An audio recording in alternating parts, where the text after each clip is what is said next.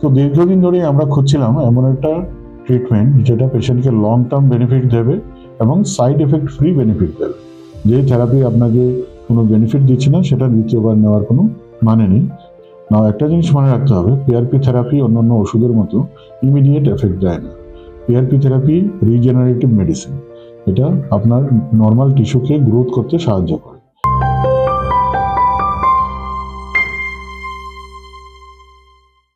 নমস্কার, আমি ডক্টর সুদর্শন কান্তি বৈশ্য। আমি ডাইরেক্টর মেডিথিক্স ক্লিনিকে। আমি একজন ইউরোলজিস্ট এবং অ্যান্ড্রোলজিস্ট হিসাবে গত 20 বছর ধরে কাজ করছি। এই সূত্রে বিভিন্ন ধরনের কাপল আমার কাছে আসে এবং তাদের বিভিন্ন প্রবলেম নিয়ে। তার মধ্যে সবচেয়ে কমন যে প্রবলেমটা আমার কাছে আসে সেটা হলো ইরেকটাইল ডিসফাংশন বা লিঙ্গের শিথিলতা, যার জন্যে তারা ইন্টারকোর্স করতে অক্ষম হয়।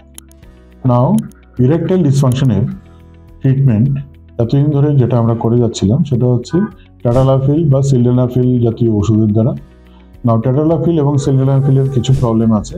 সেটা প্রাথমিক প্রবলেম হচ্ছে যে তার সাইড এফেক্ট, যে হেডেক বা ব্যাকএক বা মাসেল স্পাজম একটা কমন সাইড এফেক্ট। দ্বিতীয় হচ্ছে এই ওষুধটা কন্টিনিউয়াসলি হাই ডোজে নেওয়া যেতে পারে না।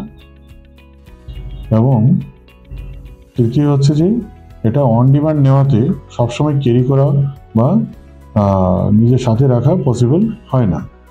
তো দীর্ঘদিন ধরে আমরা খুঁজছিলাম এমন একটা ট্রিটমেন্ট যেটা পেশেন্টকে লং টার্ম বেনিফিট দেবে এবং সাইড এফেক্ট ফ্রি বেনিফিট দেবে। বিগত 5 থেকে 7 বছর ধরে ওয়ার্ল্ড ওয়াইড পিআরপি থেরাপি বা প্ল্যাটেলেট রিচ প্লাজমা অথবা পিশট থেরাপি নিয়ে অনেক গবেষণা চলছে।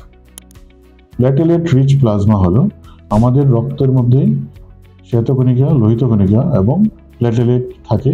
তার মধ্যে থেকে প্ল্যাটেলেটকে আলাদা করা হয় এবং ওইটার যে এক্সট্রাক্ট তৈরি হয় সেটাকে পেনিসের মধ্যে ডাইরেক্টলি ইনজেক্ট করা। নাও প্ল্যাটেলেটের মধ্যে থাকে গ্রোথ ফ্যাক্টর এবং ওই গ্রোথ ফ্যাক্টরগুলো আমাদের ড্যামেজড ব্লাড ভেসেল এবং টিস্যুকে রিজেনারেট বা নতুনভাবে উৎপত্তি হতে সাহায্য করে। এইভাবে এটা ড্যামেজ জিনিসটাকে রিকভারি করতে হেল্প করে। না, পিআরপি থেরাপি দেওয়া হয় generally 3 days continuously back to back পেনিসের মধ্যে ইনজেক্ট করে, যেটা অলমোস্ট পেইন ফ্রি এবং সাইড এফেক্ট ফ্রি। কেন সাইড এফেক্ট ফ্রি?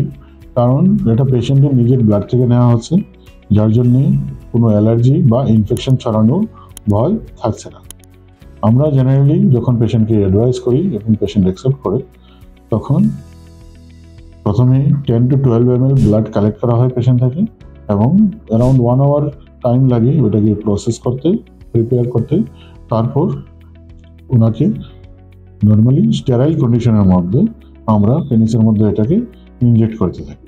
তার মধ্যে কোনো অ্যানেস্থেসিয়া দরকার নেই বা কোনো ভয় পাওয়ার দরকার নেই, যেহেতু এটা সেরকম পেইনফুল কিছু নয়।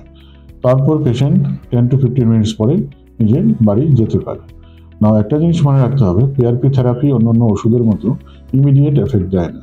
পিআরপি থেরাপি রিজেনারেটিভ মেডিসিন, এটা আপনার নর্মাল টিস্যুকে গ্রোথ করতে সাহায্য করে। তো সেই ক্ষেত্রে কিছুটা সময় আপনাকে দিতে হবে। জেনারেলি আমরা 1 month রেগুলার মেডিসিন চালু রাখি এবং তারপর অল্টারনেট মেডিসিন চালু রাখি এবং 3 মাসের মধ্যে ওষুধ ফ্রি করার জন্য চেষ্টা করে থাকি।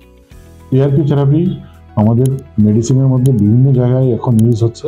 Not only erectile dysfunction, hair loss অথবা কার্টিলেজ লস অথবা অস্টিওআর্থ্রাইটিসের ক্ষেত্রে খুব কমনলি এটা ব্যবহার করা হয় এবং গত 5 বছরের এক্সপিরিয়েন্সে আমরা খুব সাকসেসফুলি এটা ইউজ করছি। এখন পিআরপি থেরাপি নিতে পারা যায় কিনা এটা কোশ্চেন অনেক পেশেন্ট আমাদের করে। দ্বিতীয়বার আপনার নিতে পারেন যদি আপনি বেনিফিশিয়াল থাকেন প্রথম ক্ষেত্রে। যেই থেরাপি আপনাকে কোনো বেনিফিট দিচ্ছে না সেটা দ্বিতীয়বার নেওয়ার কোনো মানে নেই। কিন্তু যদি আপনি বেনিফিট পেয়েছেন এবং ধীরে ধীরে বেনিফিট কম হচ্ছে, সেক্ষেত্রে আপনি এটা নিতে পারেন উইদাউট এনি রিস্ক। আপনাদের যদি সেরকম কোনো প্রবলেম হয়, আপনারা নিশ্চয়ই আমাদের সাথে যোগাযোগ করতে পারেন এবং আমরা উচিত মতো যেই থেরাপি আপনার দরকার সেটা আমরা দিতে পারি। ধন্যবাদ, নমস্কার।